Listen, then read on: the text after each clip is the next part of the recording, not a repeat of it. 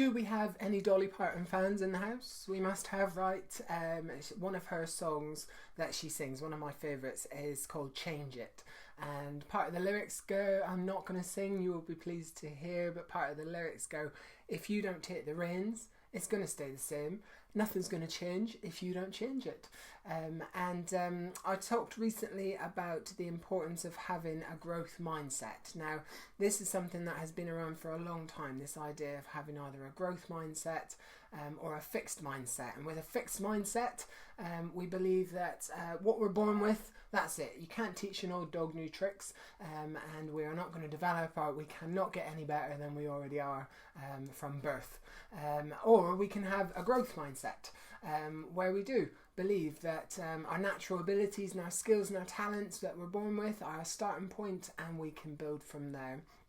And Carol Dweck was a leading researcher in this idea of a growth mindset. I don't actually know if you should pronounce the W or not. Maybe it's Carol Dweck. If anyone knows, feel free to correct me on that one or let me know. And this has become so core and so central to education and teaching our young people from a very young age, an early age, just the importance of this, because it has such a huge impact for us when we reach adulthood. Think about times like now.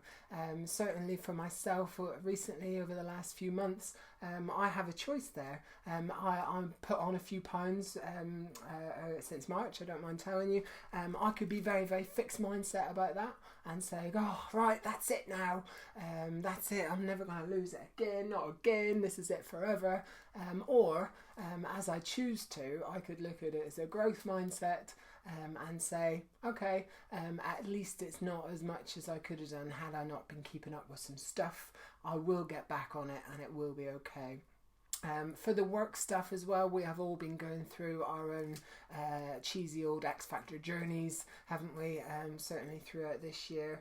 And if you're anything like me, there will have been several challenges that we all have had to face up to in terms of doing that. And it is so much easier with that growth mindset. Many of my colleagues, for example, and friends and people in my network, where I've been supporting and helping them with the online transition to virtual learning, just as being one example. We could do that with a very fixed mindset. I'm never going to do this. How does it work? I don't know the technology.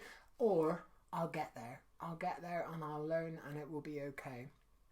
So it's about learning to look at those problems, cheese alert, as challenges, and not only that, but what can we learn from them.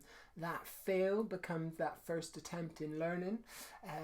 And I have got a blog that I will link to somewhere, which has some of my top techniques and my favourite techniques for how to go about developing a growth mindset. It's all about understanding ourselves and building our self-awareness. It's about managing that inner dialogue of how we talk to ourselves and with ourselves. And it's about keeping perspective. Have a look. I'd love to know what you think. What do you do to maintain a growth mindset? That's all for now. Goodbye from my growth mindset. Over and out. I will see you soon. Bye.